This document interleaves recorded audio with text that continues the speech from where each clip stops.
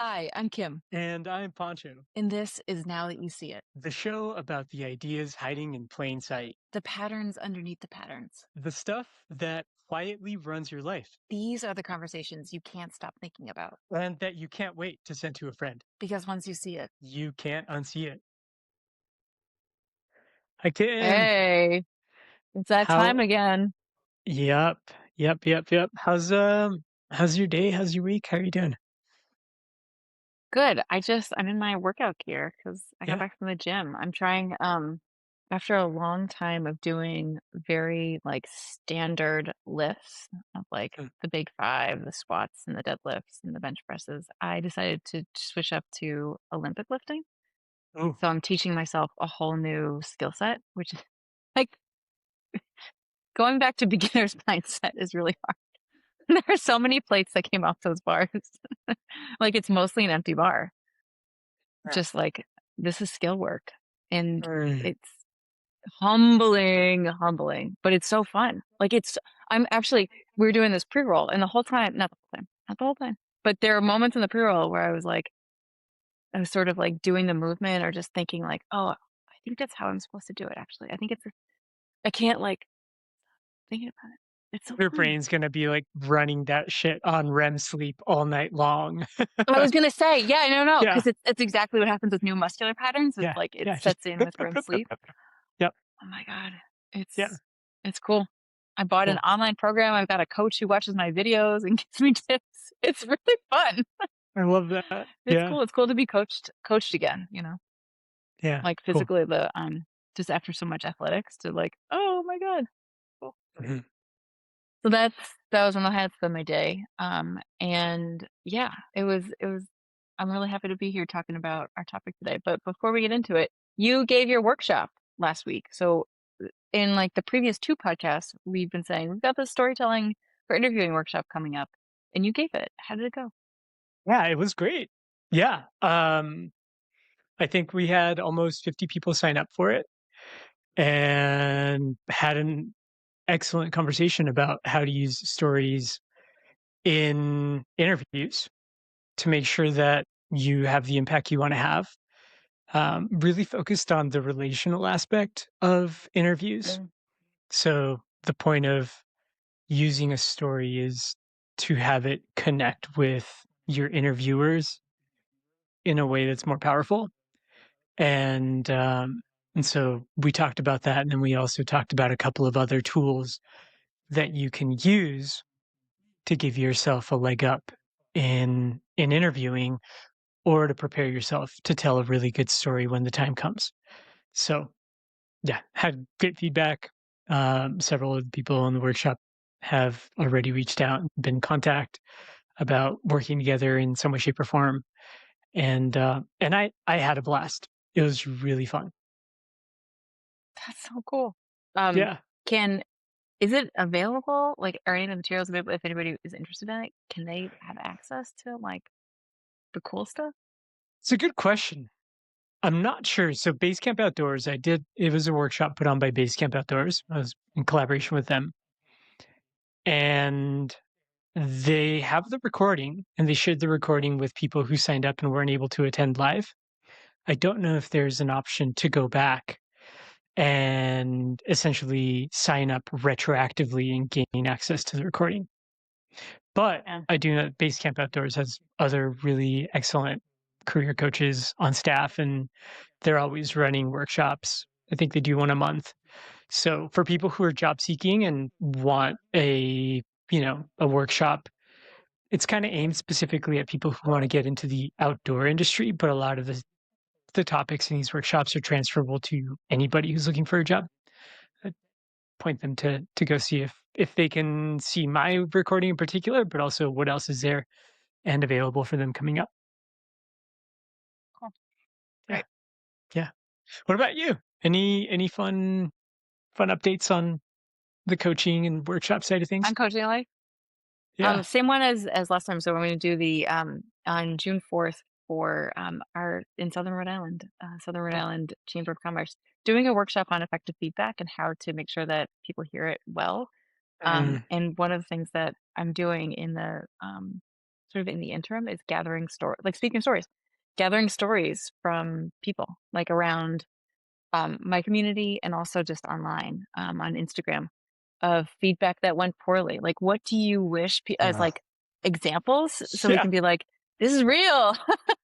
This really Oh my this so god. here's an example of when it went well, this is what it looked like when it was terrible, and this is why. Mhm. Just both the joyful stories and also the horror stories. So it's I don't know. There's a big part of this that is just, listen, we are all humans trying our best, and no one really teaches you this, but like here are some specific examples of what it sounds like when it goes really well, and it's from just another human down the block. Like it's not Mhm. a scripted thing of just like, gosh, when you're in that moment, you're like, I wish I could say the perfect thing right now, but I am a real human in front of another real human who's having a real emotional reaction or whatever it is. And I'm going blank. And it's so scary when you're in those moments. But these are meant to say, like, okay, normalize things sometimes don't go well, but they Yeah. also can if you practice it, because it's just reps so that when you're in the moment, you fall into a little bit of muscle memory and you can Wow. be human in the best kind, best way. Oh, I'm excited for that. Okay, so I am really excited about this topic because, as you can probably tell, we just did a pre roll prepping for it, and we were already getting into the juiciest parts of, for me at least, of the podcast yeah. of like, what is this topic going to be? So I'm so excited to like, we had to stop and say like, wait, we got to like record this. So here we are. Today's topic you proposed, and I love. You want to tell people what it is and what you can't unsee now that you've seen it? Yeah. Yeah. And if you like this topic and you like the conversation we're about Oh, to have, share it with a friend. thank you. R- rate it on wherever you're listening to this podcast. Um, but yeah, what we're going to talk about, Thank it you. stood out Yeah. to you. Yeah. As we were thinking about, um, what do we want to talk about today? We were having a conversation yesterday. Like, I suggested this and you immediately went, "Wait, tell me about that." Yeah. So the idea is that comparison isn't the thief of joy. There's this famous saying, it's widely attributed to Teddy Roosevelt, even though I can't find any proof that he's actually the guy who said it, as with most quotes like this. But yeah, the quote is comparison is the thief of joy. And I call BS. I think comparison isn't the thief of joy. And I think to say that about comparison is doing it a massive disservice because comparison is actually really important and powerful. And it's the things we do after we compare that kill our joy. But to simplify it down to saying comparison is the thief of joy is one, it's wrongheaded. It's like overly simplistic, and that kind of thing is a pet peeve of mine. But two, it's keeping you from seeing the value that comparing actually provides you in the most fundamental sense of what it is to be you. Yeah, I jumped on this topic because as a parent of twins, I have said comparison is the thief of all joy far, far too often. It's like that is not landing with my 9.5-year-olds, but No. I'm doling it out like my life depends on it because comparison and the angst of comparison comes up Mm, so frequently for them. And like I've noticed it in my life. And so when you said comparison is not the thief of all joy, I was like, oh, we gotta talk about this. yeah. Tell me more. And as I've learned more, I get it. And it's so deep and it's so rich. And there is still an angle that I'm excited to explore with you about like where joy does get stolen Mhm, and how to avoid that. mhm. Okay. Yeah. Yeah. Yeah. Okay. So can we start with there's so many places we could start, but can we start with this idea that comparison, this is one of the ideas you raised, is actually almost necessary, biological, instinctive, needed for us to understand ourselves in the world. Yeah.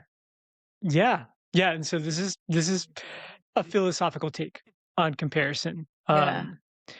It's epistemology, like how we know things, and phenomenology, what it is to be you, what it's like to be you. So it's coming from that kind of a perspective. I mean, comparison is the tool we use to understand literally everything. Mm, And so a great example is, I mean, there would be no differences without comparison, right? So is this big or is it small? That's a comparison. You have to like start understanding things in comparison to one another. Um, Colors and shades of colors, intrinsic to what a color is its relation to all of the other colors. So you have to compare mm, them to understand them. If there was just one color and there were no other colors, or if we could experience multiple colors, but we couldn't compare between them because, let's just say hypothetically, we didn't have the ability to understand through comparison, our concept of what a color is would be very different. I mean, so yeah, it's coming down to just like identifying things in the world as distinct. You have to understand how something is different from other things, you have to compare them. yeah. And if you can't make that comparison, then you can identify differences, and then everything is indistinguishable from everything else. So nothing would have its own unique identity if you couldn't compare it to other things. So like Yeah. it's this fundamental.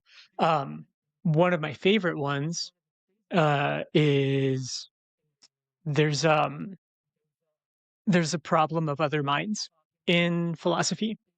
The problem of other minds is not knowing whether other people, whether everybody else besides you, has a conscious mind, Mm, because you have no way of directly accessing their mind.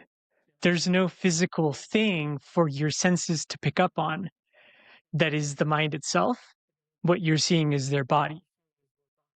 So the only way to know for sure, well, and you can't even know for sure, but the way in which we infer that other people have minds is by analogy. We know what it's like to be us, and we know that we behave in certain ways, and we have minds. So then when we see other people who look like us, so that's an analogy, and they behave like we do, that's another analogy. We infer they must have a mind like I do, even though I can't see the mind itself. So without comparison, all of the things I just talked about from a philosophical perspective, if comparison wasn't possible, it would lead you to something like solipsism, like extreme solipsism, which is the idea that the only thing that is real is your mind, and everything else externally is just a creation of your mind. Oh. You know what this is reminding me of? The major child developmental milestone of theory of mind Yeah. that like It's that. yeah. So that oh, okay. So I'm making connections here because what that implies is that comparison is one of the most fundamental needs, like mental development, child development, human development needs and skills to develop to to individuate, like to become a Yeah. whole person. Because otherwise, like kids developmentally appropriately identify themselves as an extension of their parent for a long time. They do. Like Right. that's appropriate for kids. They see themselves as an extension of their parent for a very, very long time. Yeah. But that balance swings towards adulthood as they start to like individuate from their parents on a continuum. But that continuum doesn't really even start until they can, or it begins in earnest when they develop theory of mind that that person is different from me. That when that person might have thoughts like I do, or um, when that person goes away, like they're gonna come back. Yeah. They're not like gone forever into the void. Um, and then the adult version of this that is occurring to me is Do you know the I think it's a made up word, but it's a cool word, sonder? Sonder? You brought it up in a previous episode, yeah. Yeah, yeah. Which is like the adult version of theory of mind that other people have rich inner lives, just like I do, or like they are the star of their own movie. Yeah. And so I'm sort of stumbling over this because I'm like, oh, this means that this comparison thing is a fundamental biological need. Not only does it not steal joy, who are we without it? Is that where you're getting at? Yeah, I mean, the fundamental difference between subject and object of I Yeah, am the yeah. subject experiencing objects, that that framework, as it applies to people or anything else, can't exist without comparison. Mm, So mm. I am different from the things around me. I am different from other people. What's in my brain is in, like what's it, knowledge in my mind isn't knowledge in their mind. All of those things come back to, well, you've got to compare to differentiate between things, yourself and other things, or distinct things out in the world. Um, so to say comparison is the thief of joy, it's like, no, comparison is a major facilitator for joy. It's a major Vital. facilitator for like getting to, Yeah. for relating with the world. Yeah. Yeah, for developing a sense of your own preferences, desires, and distinguishing them from needs, which is what I wanted to ask you about next. Yeah. Because you had brought up this distinction between desires and needs and, preferences, and comparison playing a playing a big role in helping us distinguish needs versus desires and other categories. What comes up for you when I say desires and needs with respect to like the role that comparison plays for us? Yeah. Yeah. And we talked about this in the pre-roll as well. I think the point at which comparison does start to steal joy is the point at which we take it to mean something about ourselves. So it's the story we make up about whatever we notice in the comparison. And one theory that came up a lot in my research is Rene Girard's theory of mimetic desire, which is the idea that our desires, our wants, are actually not our own. They don't come from within.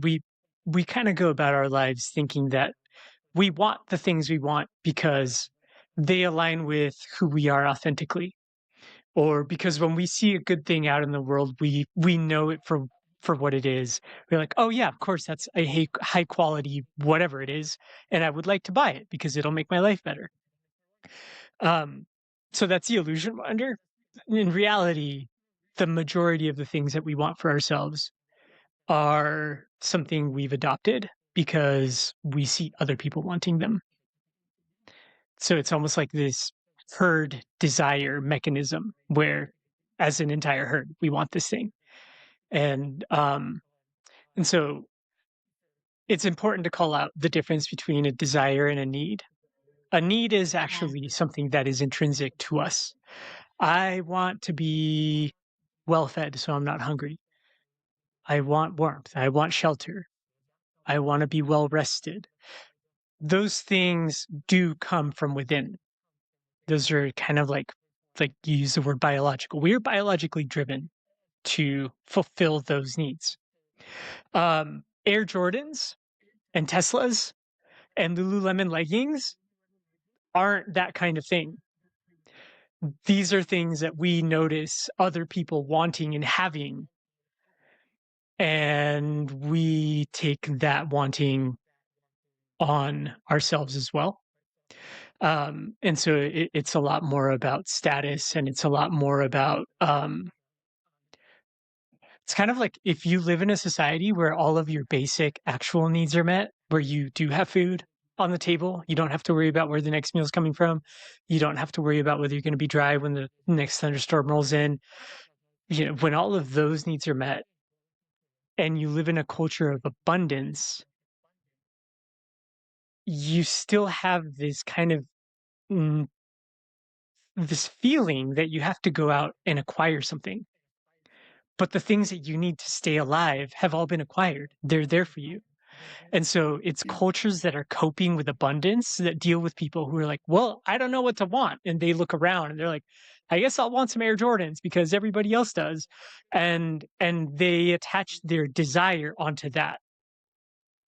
Um, Pancho, can so I push back on that? yeah, sure. Is there so there's this idea that you're sharing of like if there's abundance, people are almost like creating this sense of lack of drive to get something for status or for Yeah. something. Is Yeah. there a world in which okay, well my first question is like perhaps there's an unmet need that they're seeking to fill. Like perhaps it's not as abundant as we think it is. So if those needs, belonging, community, connection, autonomy, mastery, all if these things are met, Mhm. we're psychologically balanced human beings in an abundant culture with enough resources. Mhm. Does this come up? Or are these drives to fit needs? And the other side of this is like, is it always about status? Like, is it always like, Mhm. can't just somebody want some Air Jordans because they're like awesome looking and not have it be about status? Yeah, yeah, it's a good question. The first part of it is like what happens if somebody is set? Like what if they're actually all good? Is that kind of the first thing I Yeah. heard you say? Yeah, I think But like psychologically, like they're not. or if they have a need that is actually a need. Um, it's a good question. I think the reason these desires come up. And this is a newer to me theory too. Like I'm willing to discuss it and discard it if it doesn't actually seem to fit. Um, but the idea behind desires and the way in which they're different from needs is you don't actually need the things you desire. What is always constant with desire is a sense of lacking, a sense Mhm, of I don't have enough in my life, of like something is missing. And what we do then is we go to trying to acquire things or experiences to fulfill that sense of lack. Whether the things we're acquiring to fulfill that sense of lack are going to actually address the sense of lack is another question. And I think a lot of the times we completely miss the mark. Um, and something that really stood out to me as I was researching this is that desire and the getting things you desire isn't about the things at all. It's about the lack because something that was trendy 6 months ago could go out of fashion and you dismiss it as something you want, but that desire immediately gets put onto the next trendy thing, right? So it was mhm, never about the thing you wanted. It was about just fulfilling this feeling of like, I am missing something. yeah, Um, and yeah, maybe like I mean, we know this. Physical possessions are usually not the thing that's going to give you lasting fulfillment or a lasting sense of accomplishment or being self-actualized. So, um, how does that answer your question? The first question. yeah. Like, I guess my bias going into this is that when we let comparison steal joy, because like its shadow side, the shadow side of comparison is it becomes what we'll talk about soon is like envy, jealousy, greed, like Sure. I need more, I need more, I need more, feeling insecure, all these things. But my bias going into it is that's true if we're using acquisition to meet an unmet need. And so that unmet need can be present in a wealthy society or an abundant society. And so like is there a world in which abundance by itself isn't the predictor of, like the ego driven comparison? Got it. Is this just like, okay, like something's going on that you need to look at. Yeah. But the other thing is like, I don't know. I like when like clothes feel good and they fit well. Or I like when like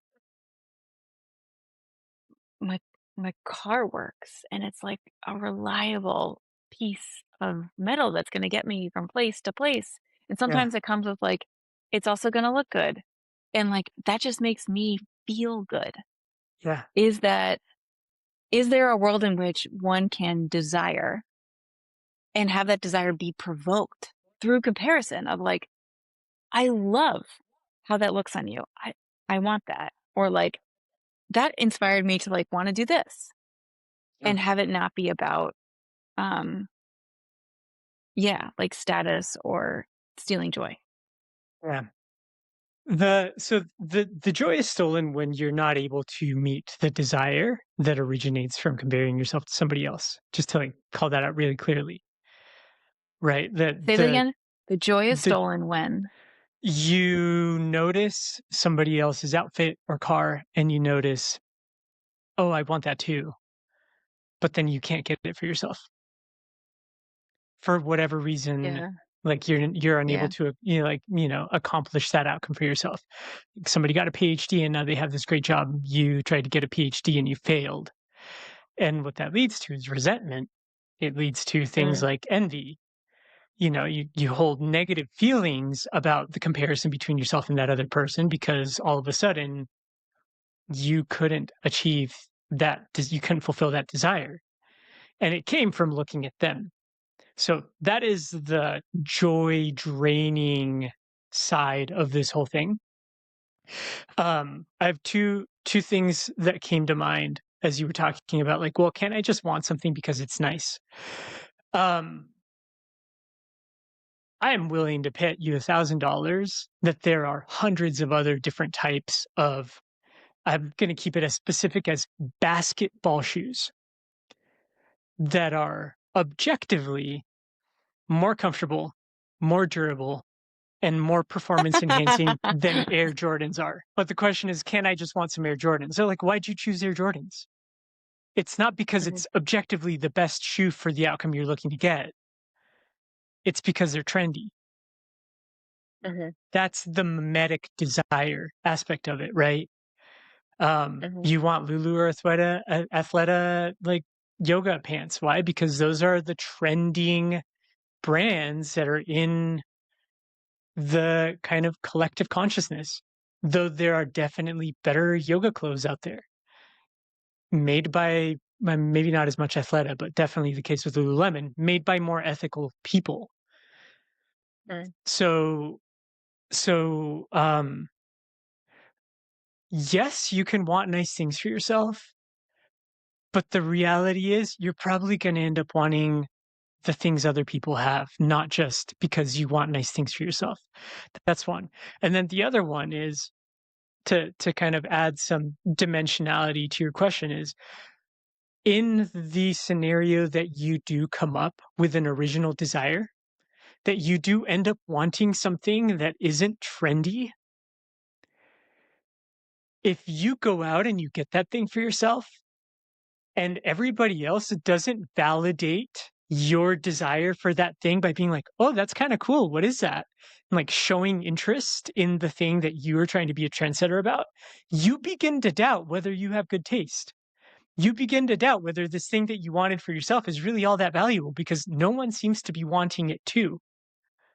mm, So, that's another thing that mm. happens to kind of reinforce the idea that, yeah, like, the things we want are often largely determined by the things other people already have that are in some way trending a symbol of status.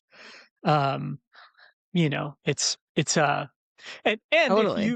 if you notice this about yourself, then maybe you're less likely to do it, right? You can begin to notice, oh, this is a thing. Now that you see it, you might not fall prey to it as Yeah. much. Um, but it seems to check out, at least as I've been thinking about it. It Yeah. holds water. Um I have a couple questions, but I want you to tell the story about Peter Thiel Yeah. because Yeah. I found this fascinating. Yeah. So Peter Thiel, he's a co-founder of PayPal. And in 2004, I'm forgetting his name, but one of the co-founders of Netscape, one of the, earliest web browsers, um, discovered a young man named Mark Zuckerberg who had developed this thing called the Facebook. And he brought it to Peter Thiel. He needed like a heavy hitting investor. And he's like, Peter Thiel, here's this guy with this thing called the Facebook. I think it's worth investing in. You should definitely go in on this with me. And coincidentally, Peter Thiel was a student under Rene Girard, who came up with mimetic desire theory while he was at Stanford. And they actually grew to be quite close. Rene Girard kind of took Peter Thiel under his wing. They have a lot of the same worldviews, and Peter Thiel brings mimetic desire to the world of business is one of his like fundamental axioms with which he navigates investment. So Peter Thiel meets Zuckerberg, sees Facebook, and within an hour, he had his team draft an offer to invest $500,000 in Facebook and became the first investor in Facebook because he recognized something that none of the other investors who Zuckerberg had pitched Facebook to. He recognized Facebook is a mimetic desire engine. Yeah. Yeah. Facebook's main utility, what it is designed to do, is expose you to the entirety of the user base on Facebook so that you can compare yourself with them and figure out the things that give them status or give them clout or that make them trendy and to want those for yourself. And since then, it's developed into like having everything be Pinterest worthy, right? And only posting the highlight reel of your life on Instagram. And so it has become this like self-perpetuating vicious feedback loop of mimetic desire. And today it's Instagram. I feel like Instagram is really like the most, like mimetic desire engine thing in our lives. So yeah, it's Yeah. directly related to social media. Mimetic desire to me also has this positive upside. And I'm wondering if you share this as well or see like other sides of it. Because what we're talking about right here is that like when you see people have things, you want those things too.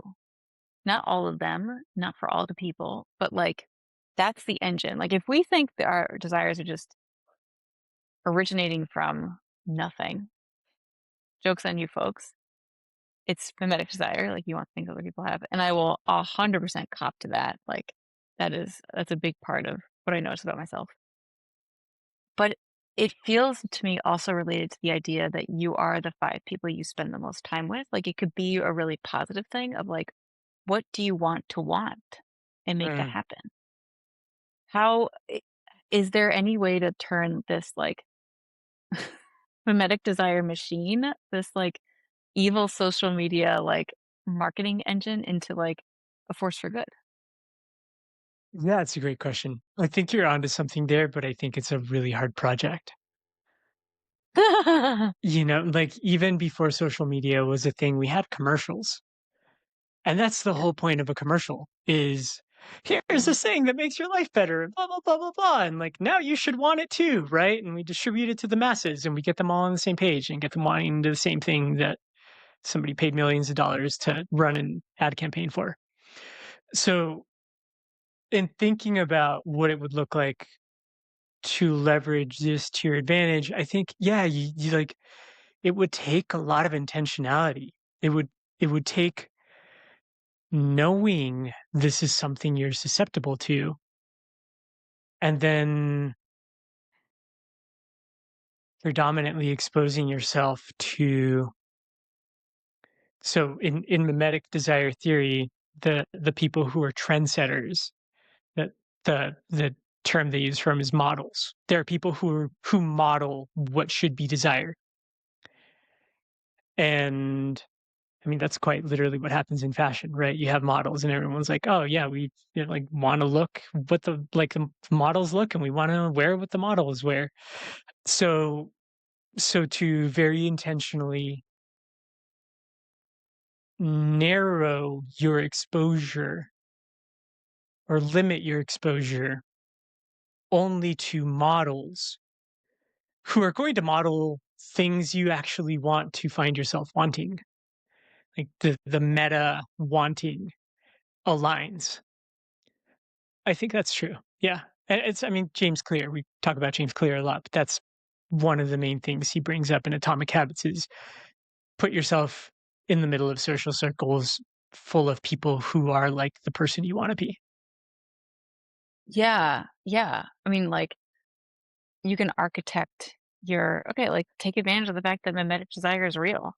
Yeah, What do you wanna mimeograph? Who do you wanna totally. mimeograph? And and do you wanna do it in a big pond or a small pond? Like, big fish, small pond, little fish, big pond? Like, what does that environment look like? If this is just reality, Yeah. make it work for you. Yeah. I think that's true. And I think that you can catch yourself this might help you catch yourself asking from time to time, like, do I really want that? Like, why do I really want that thing? Right. Um, but part of me is also just like, ah, like, I hate this. Yeah, Like, yeah. Yep. um, because it is such an easy way to manipulate people in mass. Yeah. And it is a way to give up your own agency or kind of, to give up your sense of determining who you want to be on your own. That kind of an approach to living is important to me. So yes, I agree. I think you can turn it to work to your advantage. Um, but I would also say there's probably value in resisting it to some Yeah. degree all the time Yeah. instead of like having it be I'm going to set it and forget it. I'm just going to expose myself to the people I want to be like and then not care about the same. I get the feel, at least for me, it feels more like, yes, I'm going to do that. And I'm always going to be on my guard. I'm always going to Yeah. be looking out for the ways in which the things I want are not things I actually want. I've been influenced externally. Yeah, I mean, you brought this up in the sense of, like I think this is what we're talking about, upward comparison, right? There's the upward comparison and downward comparison. If you put yourself among people who you want aspirational, you want to become, Yeah. you're taking advantage of upward comparison, social comparison theory. Can you explain a little bit of it and, like, where you see it come up either in coaching or just in some of the work you do? Yeah. Social comparison theory.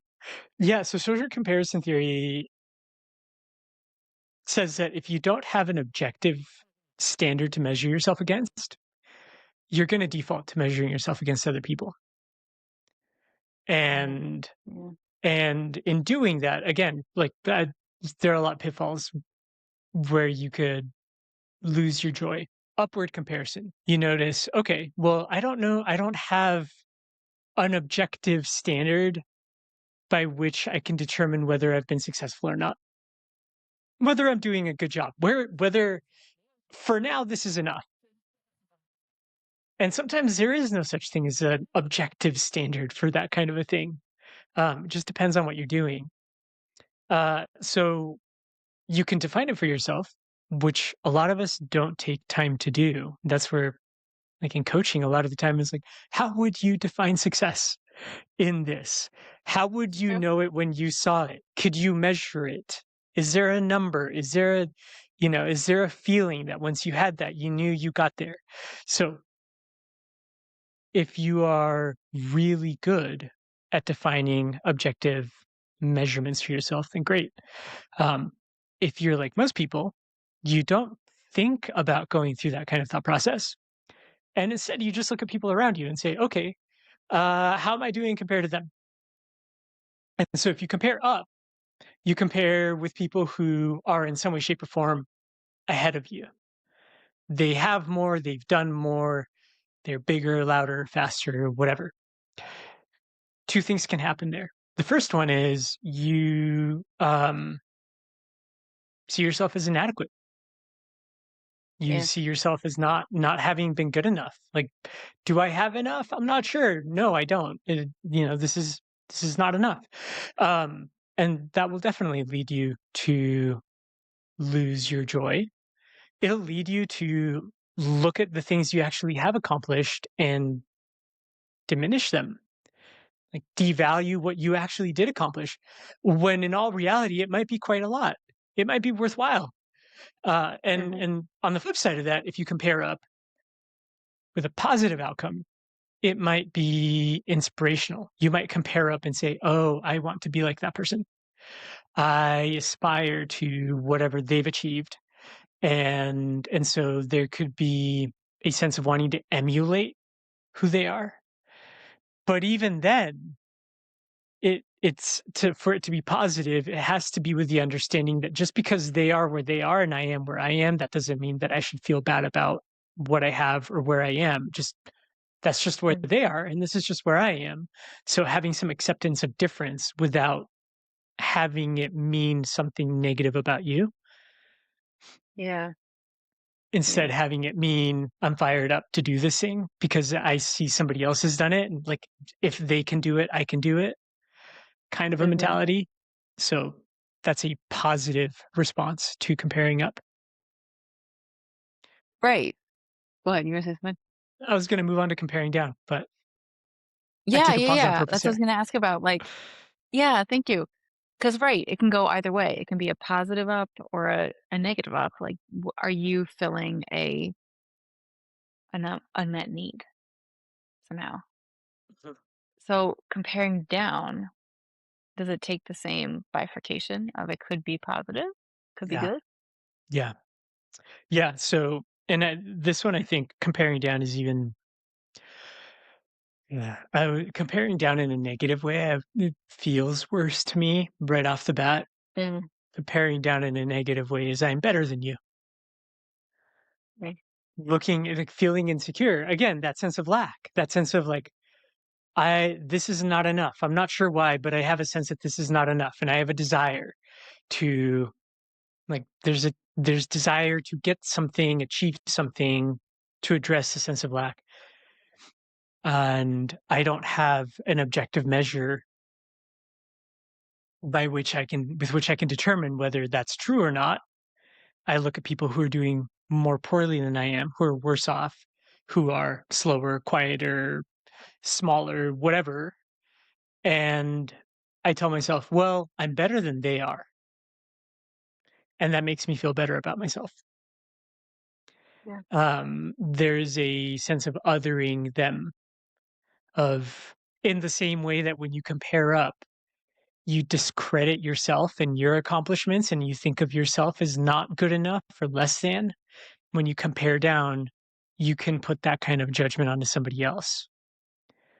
And if you do that habitually, it can shape your worldview about other people in general.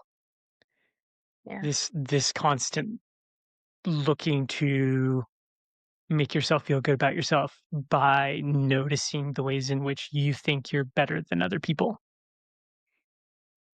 So that's comparing down in a way that's not healthy. Comparing down in a way that can be more healthy, but it still doesn't feel quite right, is noticing other people have it worse in the world. And I'm mhm, really grateful for what I do already have. yeah, So it's almost like noticing them, but then bringing it back to yourself and just being grateful for what you have accomplished, what you do have,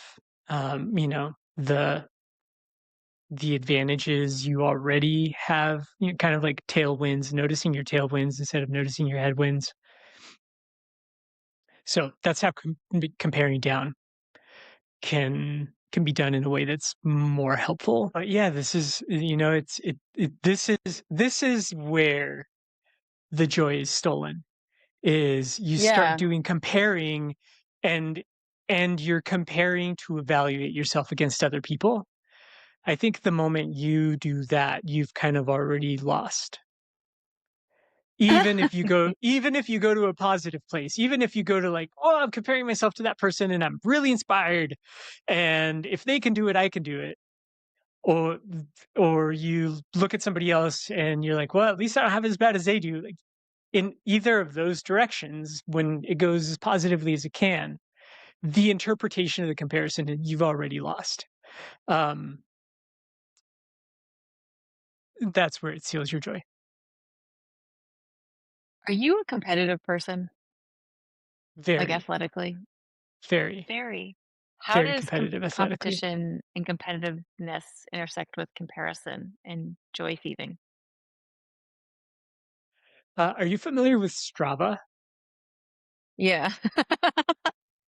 But for I the use audience who's Strava. not, what is Strava? Okay, I use Strava a lot. Strava Nice. is an app.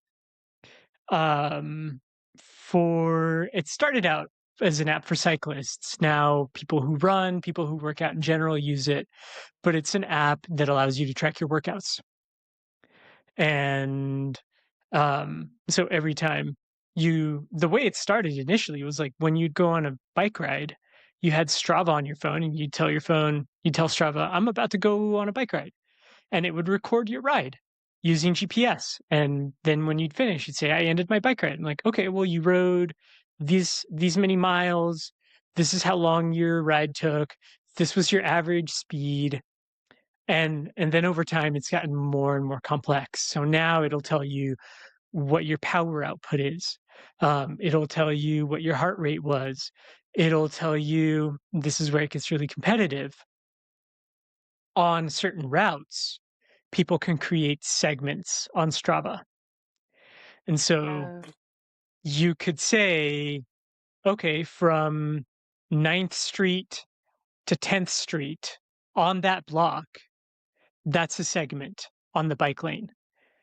And anybody who rides that bike lane while they're running Strava, that'll count as a segment they did. And so there's leaderboards for segments, and you can see how fast you went compared to everybody else who's ever ridden that segment. And then you can break it down by men and women. You can break it down by time, like this year only, or today, or by age category, or you can compare yourself against the people who are following you on Strava, kind of like your Strava friends. So you compare yourself against your own kind of social circle. Um, and I'm very competitive with that. And yeah, it's both good and bad. Um, in the ways that we're talking about. It makes me it makes me a more accomplished cyclist, and it gets me out riding my bike more because it's one more thing pushing me to want to get out on my bike. So in all of these ways, yes, it's like you were talking about, you're the average of the people you surround yourself with, you're a product of your environment. A really big part of my environment is, at least as far as being somebody who rides bikes, is Strava. Um, but I'm still falling for mimetic desire. Like I'm using Strava to notice where are other people riding. I should go ride those trails. I wonder if those trails are any good. I am looking at how quickly my friends are riding certain segments and comparing myself to that and wanting to ride those segments faster.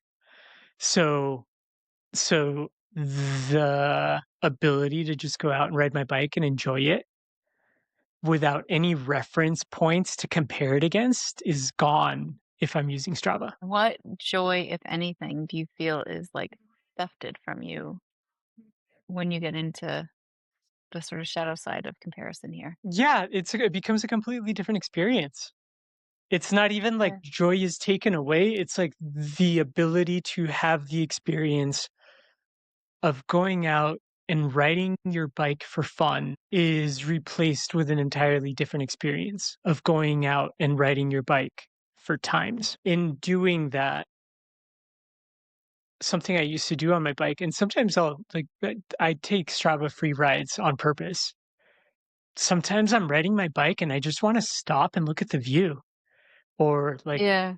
the Meadowlarks are out right now, and I love Meadowlarks. They have just like such a beautiful Yeah. song. If I'm on a segment and I am breathing through my eyeballs because I want to put a better time in than my friend, I'm not even noticing the Meadowlarks are there. They don't Yeah. equate. If I'm not, I will stop and look for the meadowlark in the bushes and like sit there for minutes just watching it sing and like hop around and go from bush to bush looking for flies. So it's not even like it steals my joy. It just replaces one experience with a completely different one. Yeah. I was gonna say, like, it sounds like there's also joy in being like, "I killed that. That was so awesome." Like, I was pushed by these people that aren't even next to me right now, but, like, I achieved something amazing, like, the sense of mastery and performance can be its own joy, Yeah. you And then know? the question that comes up because we're focused on it right now and I'm thinking about it is, but did I do that because I wanted to do that? Oh, yeah. Mhm. Or did I do that because I'm part of the herd? That's fascinating. Yeah, it's interesting. I've done athletics my whole life, and I am so not competitive. I can't rem I can't Wait, you're remember not competitive? Oh my gosh. at all. Like, Okay. I'm such a buzzkill on competitive teams How because 'cause does I'm like, this "Who are we playing?" how does this connect with you getting a lot of value or you feeling like people valued you for keeping the peace? Mm, Are yeah. those 2 related? Good point. Yeah, probably.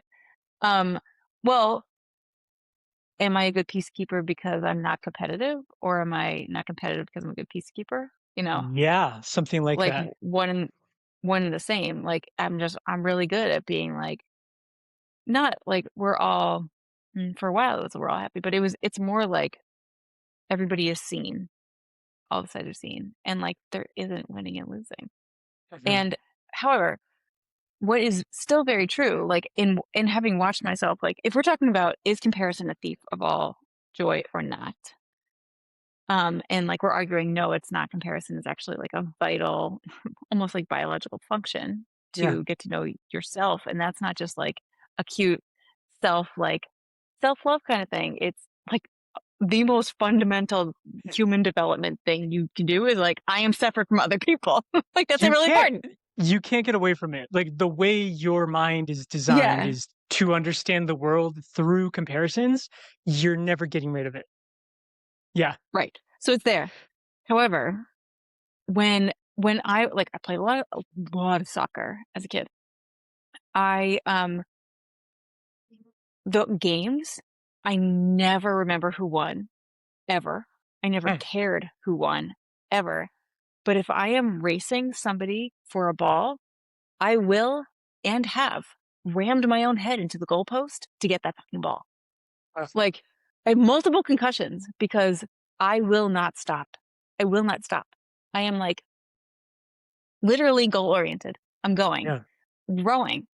If I don't remember the races, I don't remember who won, but, like, you put me in that last 250, I am, like, redlining it. And you have a coxswain in there who's like, "We need 2 more strokes to hit their bow ball," I am gone.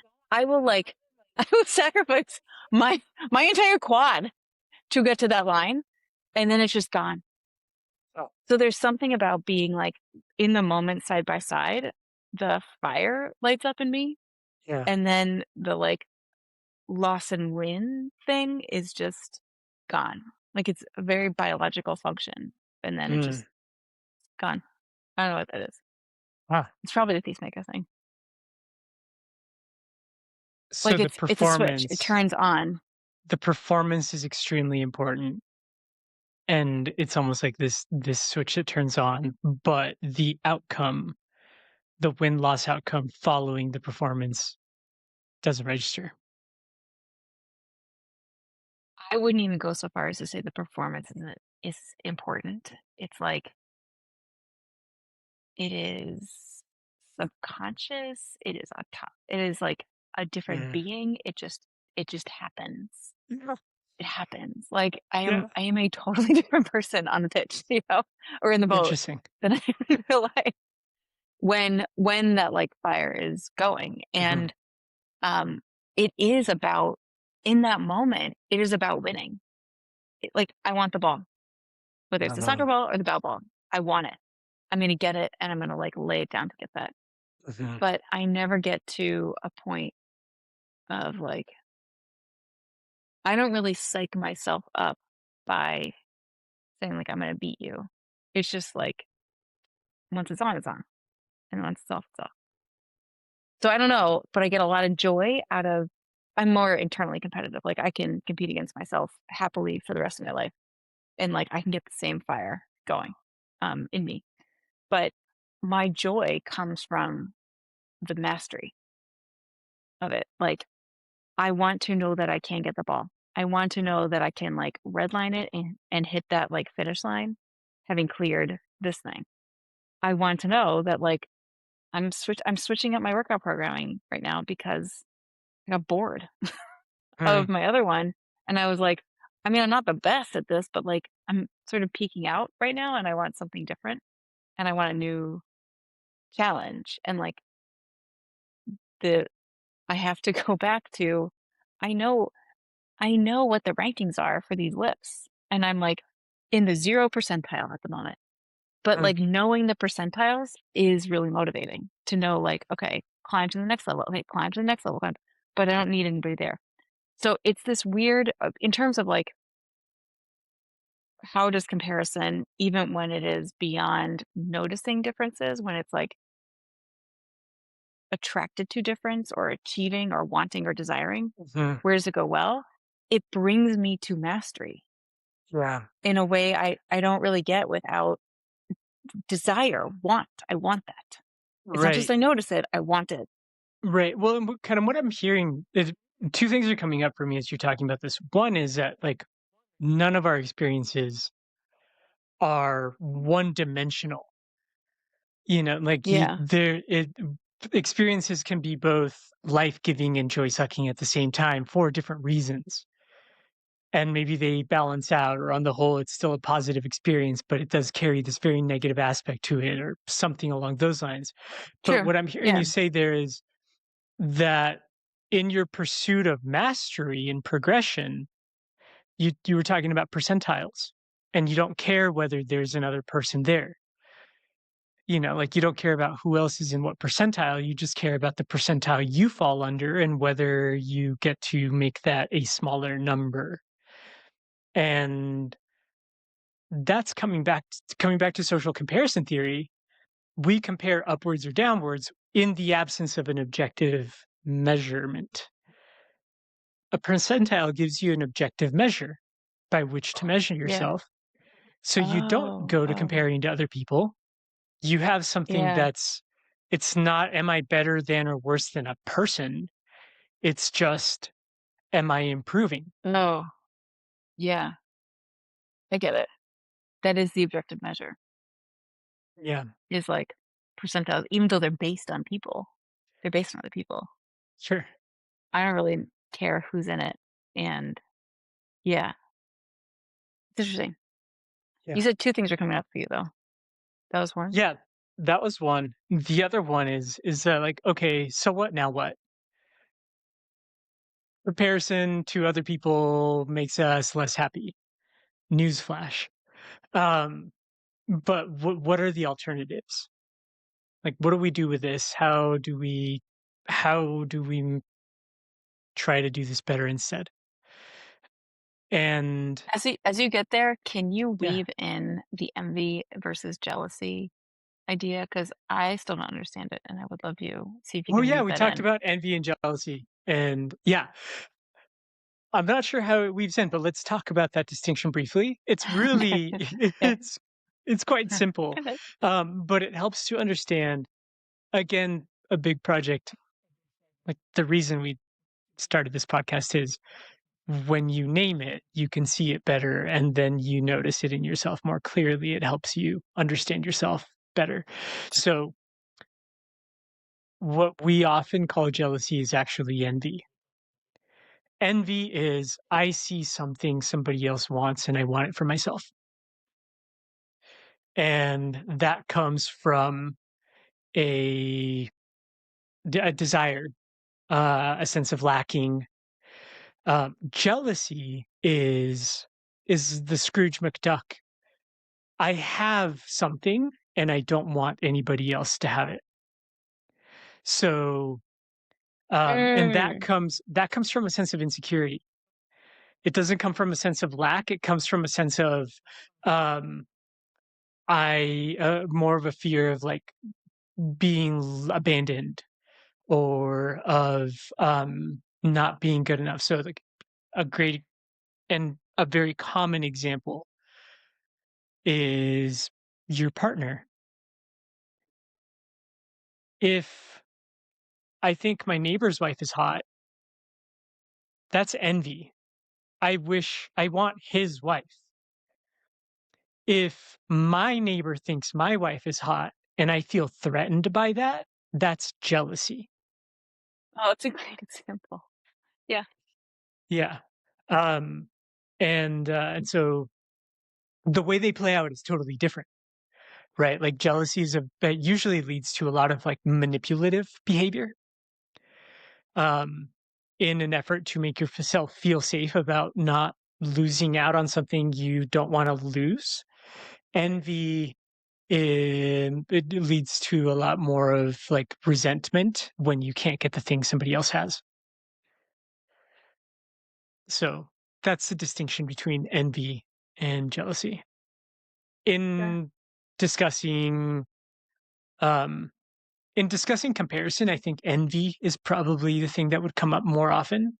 You compare yourself with other people and you want what they have that you don't have, and then potentially become resentful. Not always of them, even, you become resentful in general, and sometimes you even misdirect that resentment in other directions if you notice that you're not able to get the thing they have that you're envious of.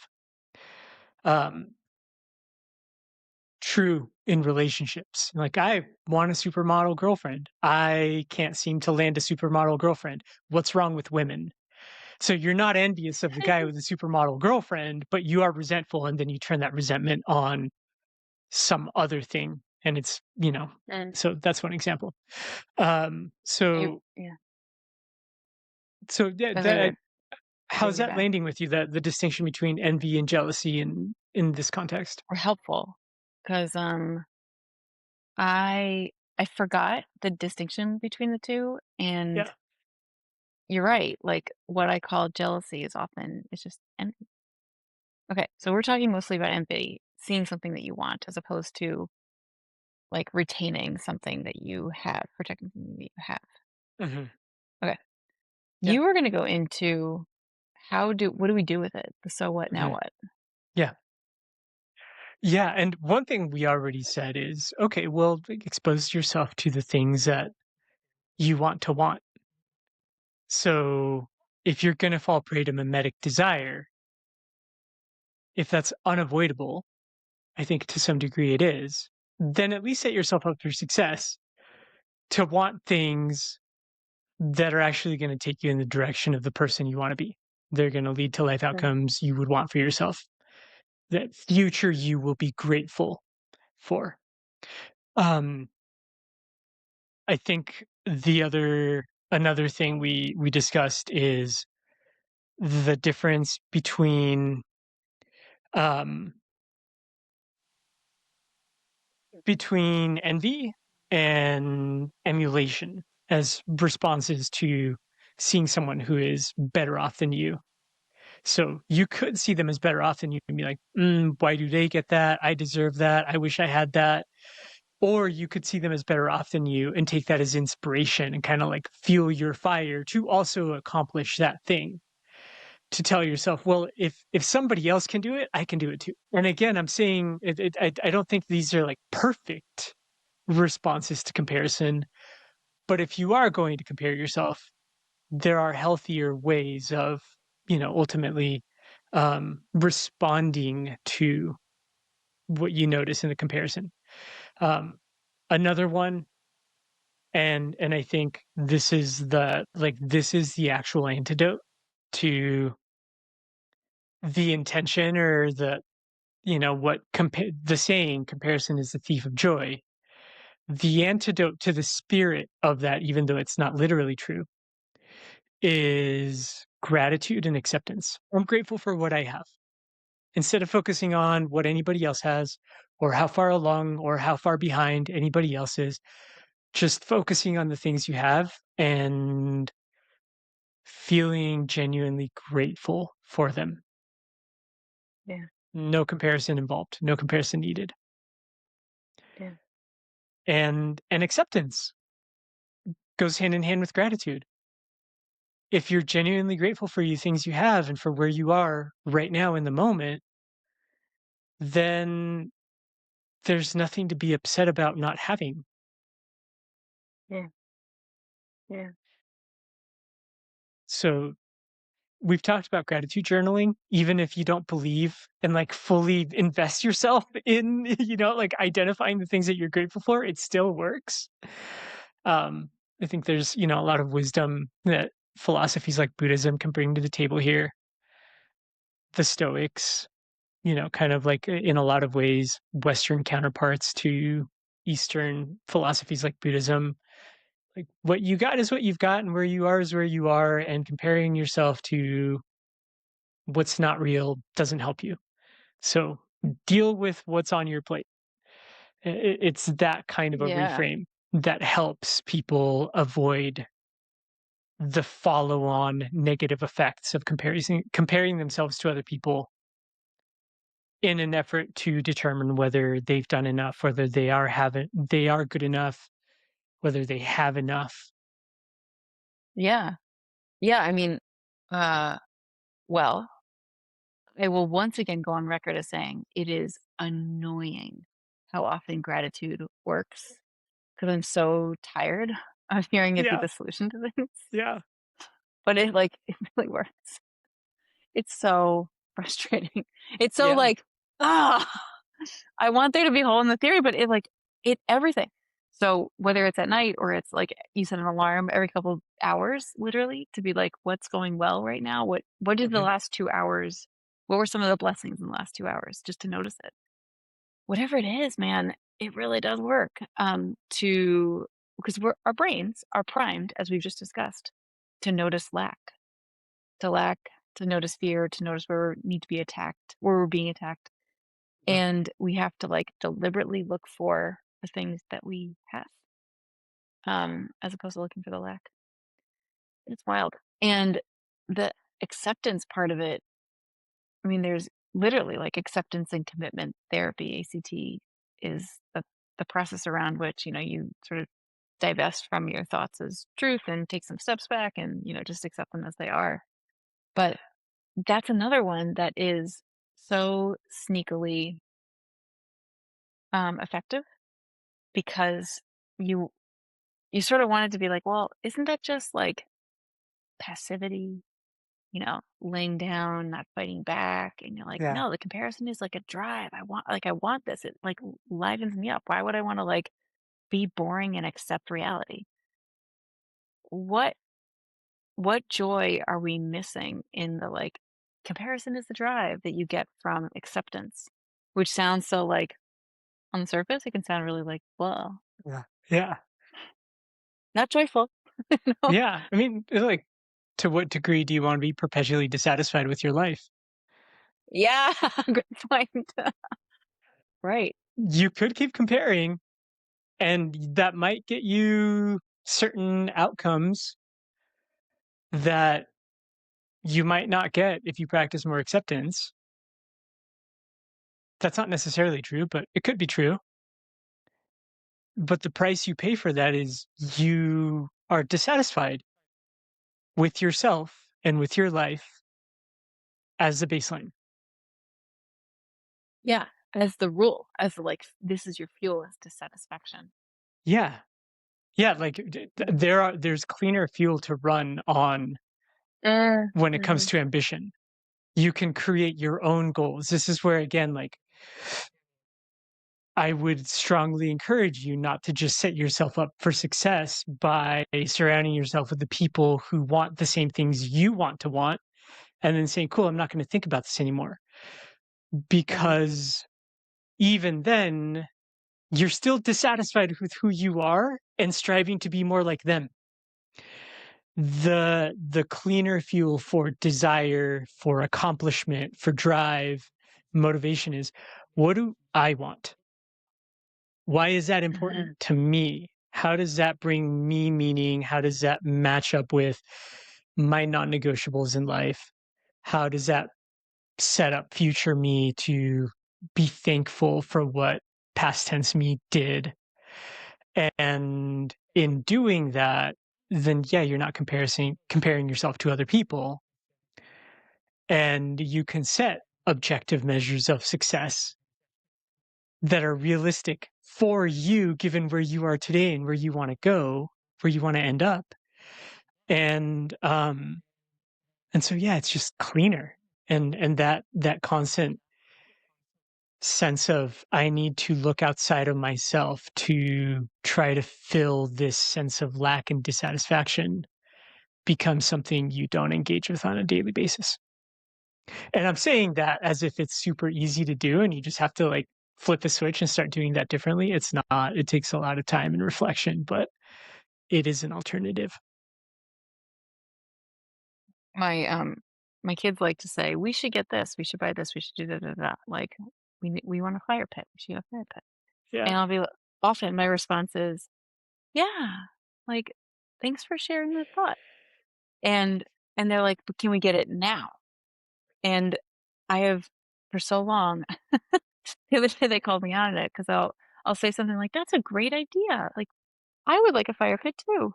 Mhm. And then months will go by and they'll keep talking about it and I'll just like never get it.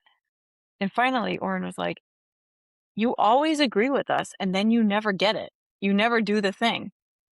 Why do you do that?" You and I'm like, "Great point." It's because I want to put distance between my desires and my actions. And like I want to train my own brain to not like default to purchase every time I have a desire. And frankly, Mm, my brain needs a lot of space. Like I really need to practice that. yeah. And then I was like, and I want you guys to experience that too, of just like sitting in unmet desire for a while. Is this like really what I want to use my money for? And what does it feel like to not meet a need immediately with the thing that you want? Yeah, Um, I love that that. that was an annoying conversation for them. They're like, I l "It's a lesson? What?" I love So that we're never so getting a fire much. pit. We're never getting a fire pit. I love that so Yeah. much, and I love that there was 1 out of dozens of conversations that were annoying for them, and the rest were annoying for you because 'cause they're like, "I want a thing, I want it now." And and the one time where you were like, "How does it feel to want and not get what you want?" They're like, "This is annoying." Like, "You've been annoying me It's for so true. months." There's How how I does it mean, feel to have the tables turned on you? thank you. I should have said that. I should have had the presence of mind to say that these poor children have survived Uh, lesbian parenting and yeah. overprocessing for almost 10 years, and they are so over it. So every Oh time my there's, like, a god. lesson conversation, they're like, "No!" Yeah, that's great. Well, Yeah, if it you has been weren't really so annoying. dumb, I wouldn't have to Christ. teach you all these lessons. Stop being dumb, and then I won't have to teach you Not any more 9-year-olds, lessons. get it together. Yeah. I really Mm. do appreciate these birth control conversations, like these little snippets you give me that Oh my god. Oh god. yeah. There's so like, we're at a stage in life where there's so much, like, transition and then acquisition for the transitions and all kinds of Yeah, stuff, yeah, and I really have to gear myself up to buy things because I don't really enjoy it. I don't like anyway, it takes so much energy to get to the buying things, and yeah, then it's, like, one of the most annoying things ever is after that's all done and things are unpacked and they'll ask for, like, more random stuff. yeah, And, like, "You guys, we just da da da, we just did it." And it's because, like, once you get into a meet the comparison need, meet the desire by, like, acquiring, Mhm. it's a it's a thing, like, you don't then you're in the habit, then you've, like, queued up the process and, like, weeding them back off, and myself, to be honest with all Yeah, of us off of purchasing to meet needs that are otherwise, like, either unmet or just, like, "It's fun, it's dopamine, da, yeah, da," and, like, "I saw this person have this or this." Work. Once you start, it's hard to stop. yeah.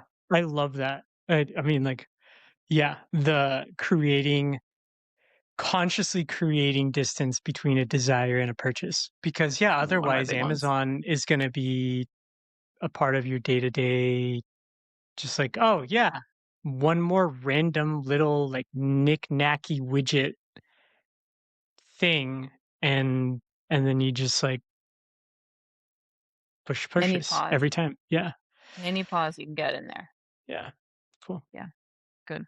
Anything we haven't said yet Oh my gosh, no, about this this? was great. This was, tons of fun. Yeah, Yeah, yeah, me too. yeah, Me how too. about you? Good. Cool. Man, no, I think we covered it all. This is a great one. This has definitely, like, reoriented my brain around comparison to the thief Mm, of all I need a new phrase yeah, now. yeah, What's my phrase? What is the thief of all joy? I don't I know. don't know. Like, angsty comparison, something. But, Amazon is the thief of all joy. Amazon is the thief of all joy. Yeah, Mm, yeah, that could be one. okay, Alright. Thanks, friend. That's a good one. yeah, thank you. Till next week. Bye.